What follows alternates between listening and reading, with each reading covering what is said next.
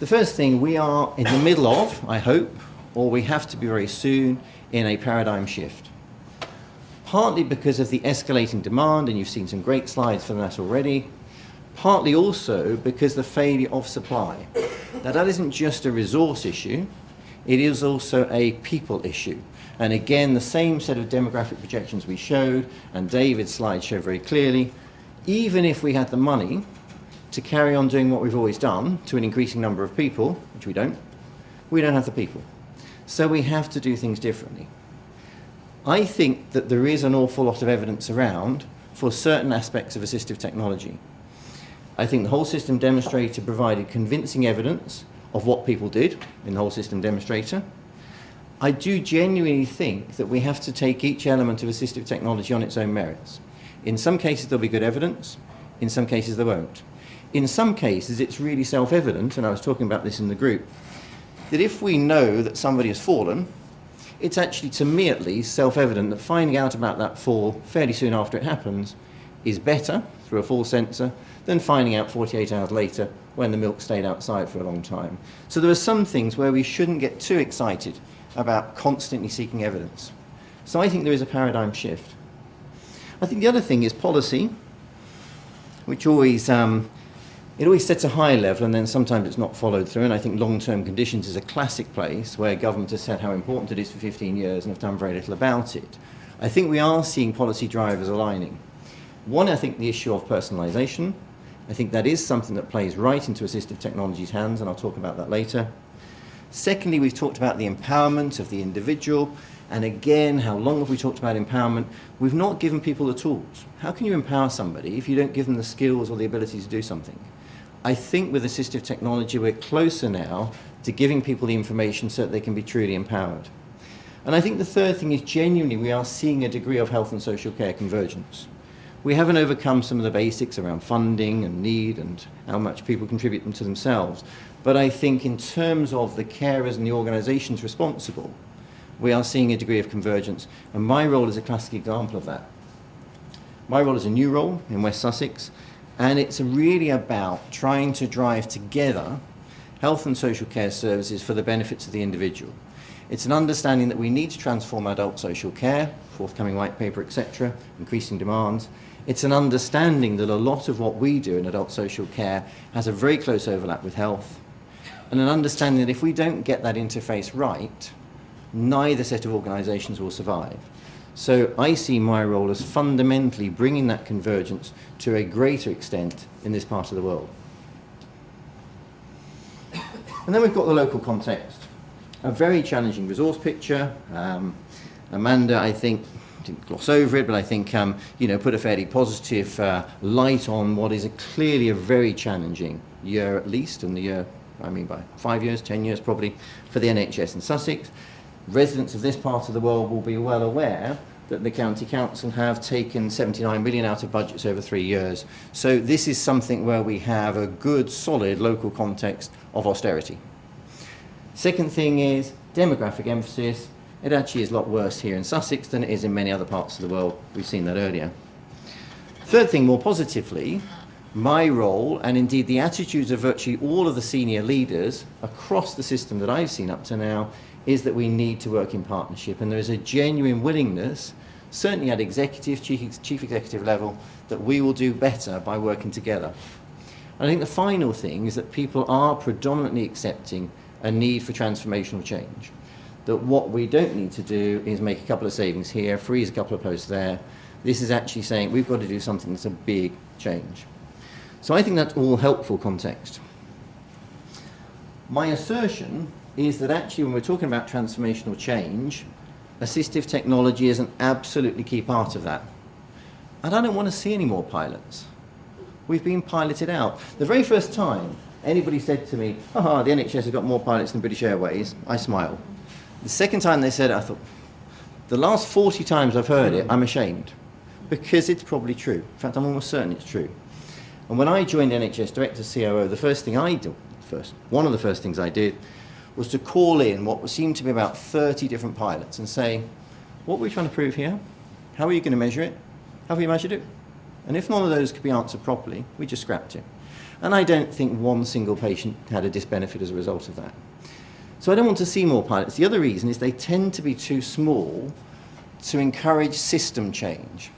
I don't mind them being about small numbers of patients, but when people do pilots, they almost immediately give themselves an exit door. What's a pilot? We can go back to where we were. What we have to do is to build system changes around the assistive technology. So my last bullet point, this is not about the technology. This is about us saying, what's the need? What can we do about it? How can we configure our services to best meet that? And then perhaps as part of that, assistive technology can play a part, either because it'll make better use of our resources, or indeed it may enable us to do things rather better, full stop. And that's the order of play. And the reason I say this, and this is quite a complex slide, and there was at least 2 people in this room who've seen this before. Poor old David's probably seen it 10 times. This was just a slide that I've carried around for many years now, and it's not too important where it originally came from, because it wasn't me. It's about long-term condition management. But the point of it was to say that assistive technology was a tiny part. So if we're going to do long-term condition management, you need to select the patients, you need to do your risk stratification, we've heard a lot about that today.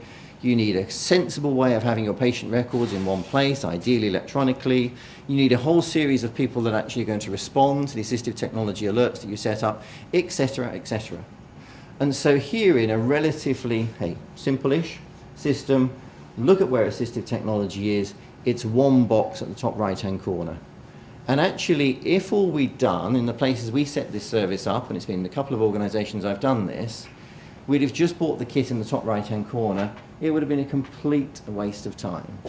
And indeed, if we'd have done that order, in fact, buy the kit first and then say, hey, let's try and do a few things around these services now, I think wrong thing. So what we've always got to remember is assistive technology is an enabler, not an answer in itself. So making brief reference, and I always like to do this, to the title I was given, which I've actually completely ignored, what might the business case be? Well, I think the first thing is it has to be based on outcomes. And people get quite exercised. Well, what do you mean about outcomes? Well, the first question you should ask yourself is, to what problem is this the solution? It's one of my favourite questions. And the team here in West Sussex will get really fed up with it. But I think it's a really important question, that we understand what are we trying to do. And then when we're talking about measures, the classic thing is just to say, well, how will I know if I've made things better? And that's where we should start. And that making it better has to have a perspective not just in terms of resources, but also in terms of the patient and the carer, their experience, their quality of life. So that's our starting point, not, hey, I want to buy 100 pieces of Adrian's kit. Second thing is, I firmly believe that where we should be starting in places where we can make this case self-sustaining over a 3-year period. That actually if we can't have a return on investment that means this is broadly cross-neutral by 3 years, then to me it's a lower priority. Because I think there are plenty of interventions which are self-sustaining over a 3-year period. Third point here, self-evident from what I've said really, let's define the service before speccing the tech. It's actually very nice to go and look at all the kit outside, but actually let's make our minds up what we're trying to achieve through that kit rather than immediately going to say, well, it's really whizzy, I think I'll have 50 of those. And the final bullet point I've put here, which covers a multitude of sins, I put in the role of joint commissioning. And by joint commissioning, I mean both the joint commissioning unit, of which we've got several team members here, who are responsible for joint commissioning both between social care and healthcare of a range of services already. And I hope that role will continue to expand.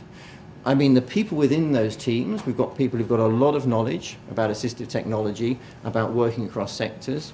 I mean people like myself. I mean all of those who actually care about the convergence of health and social care. We have a lot of resource.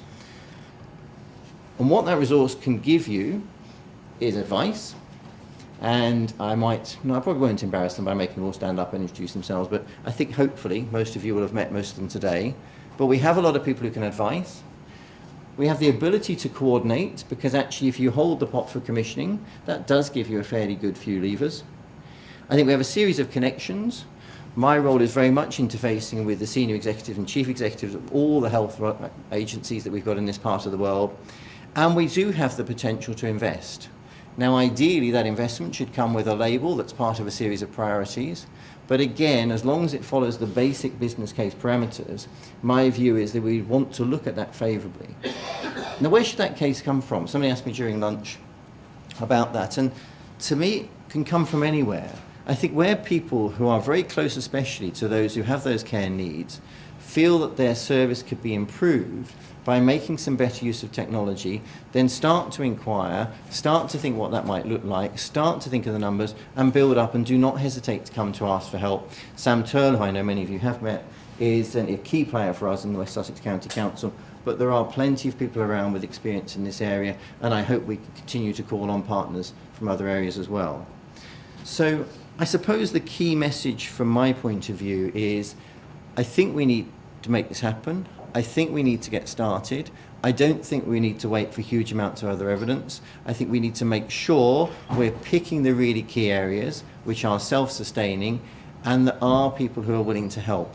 So I would like to see this, recognising this is almost the start of a journey in terms of this conference, as being the start of a process where we actually make much more of this happen. Now, I was trying to get all those conclusions in before the facilitators came back in, because it's our chance really to decide what we want to do. But now they've come back in, I hope that we'll have a sensible discussion based on what we heard in the workshop, some of the things I've said today, and also from your own experience. But if you've got a question that is potentially an enabler, please do ask it. If I can't answer, then I know that other colleagues will be able to. So that's really all I want to say. I hope we'll have some sensible discussion, but do regard me as an advocate. Actually, there's one little PS for me.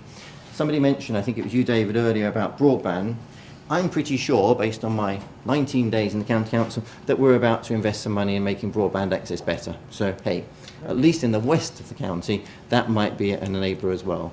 But from my point of view, I'll shut up now, but look forward to questions and answers. Thank you.